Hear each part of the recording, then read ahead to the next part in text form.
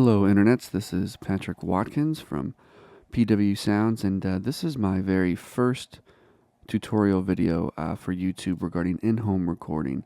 Going to be going through a series of videos regarding, some tips or tricks, shortcuts, whatever you might call them, with using in-home recording software or miking techniques. And for my very first video, what we want to talk about is one of the things that I consider to be the most important, but a lot of times when just getting started it gets overlooked. I know when I was just getting started, it wasn't something that I fully comprehended or thought about, and that is gain staging. And what I mean by that is, setting the balance of your inputs before you start moving any faders, before you start mixing, before you're adjusting anything else on your console, whether that's an analog console and you're doing live sound, or a DAW console like we have here.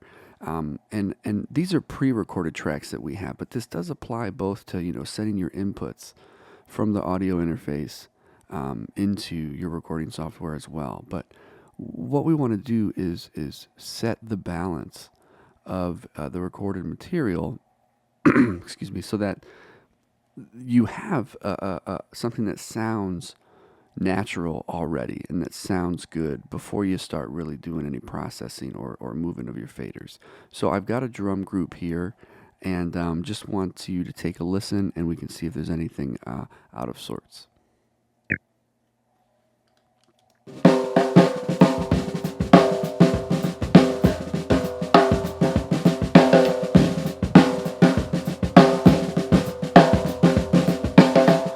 Now, one thing I can see right off the bat is over here, if you look at the snare part, that meter was hitting a lot harder than the other tracks.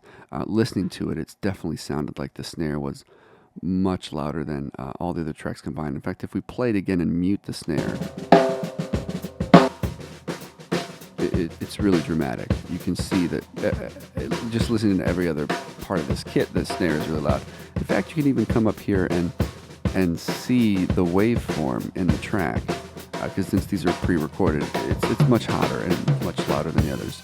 So what can we do about that?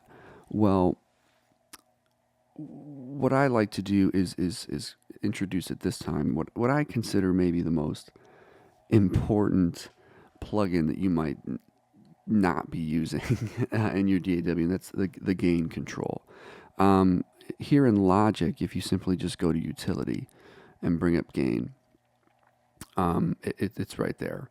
It basically is simulating a trim pot on a console. If anyone's familiar with a mixer, a trim pot, a gain control, setting that input level for that individual channel. If the software you're using doesn't have that, I know that there's a lot of times an EQ or some other plugin that's going to have control over that output before it goes to the rest of the channel. So what I'm doing now is I'm just going to open up an instance of gain for each channel, move the snare to the side because we know that's the one that's really loud, and just kind of come through and boost all of these channels. I'm going to come through and just highlight and add 3. So I'm going to boost all these channels 3 dB to try and make it, a little bit more balanced with the snare and kind of bring these levels up to something that's a bit more manageable. So give me 1 second here to kind of type and hold on, to kind of type and see what's going on here at the same time. Okay. So now if we come back to the snare, I'm actually going to want to bring that down a little bit. So I'm going to highlight here and actually subtract 3 dB and see if this helps us kind of balance things out a little bit more. Let's take a listen.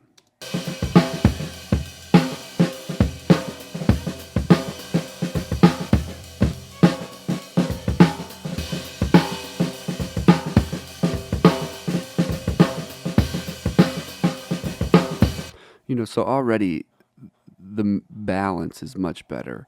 For my taste, I still think the snare is just slightly too loud, so I'm actually going to bring that down one more and actually do the opposite with kick, bring the kick up 1 more dB, just to kind of see if we can get a little more punch out of it. Let me see here. And really this should kind of bring the overall balance back.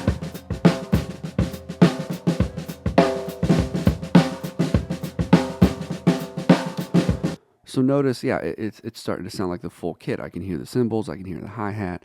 The kick sounds like a kick drum. The snare's not overpowering anything. And if you notice at the meters here, especially at the main output, we're only peaking out at around 6 or 7 dB. Nothing's really super loud or super hot, and that's going to give us a ton of headroom for mixing, for adding any of the EQ that we might want to add, for compression, for other instrumentation. Is going to give us plenty of headroom to work with, so we're not, close to peaking these channels.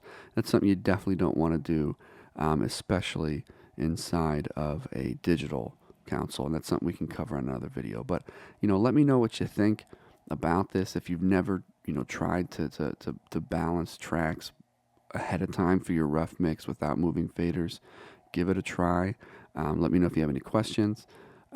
And find me on Twitter as well at PW Sounds. I really hope this helped, and we'll be back soon. Thanks.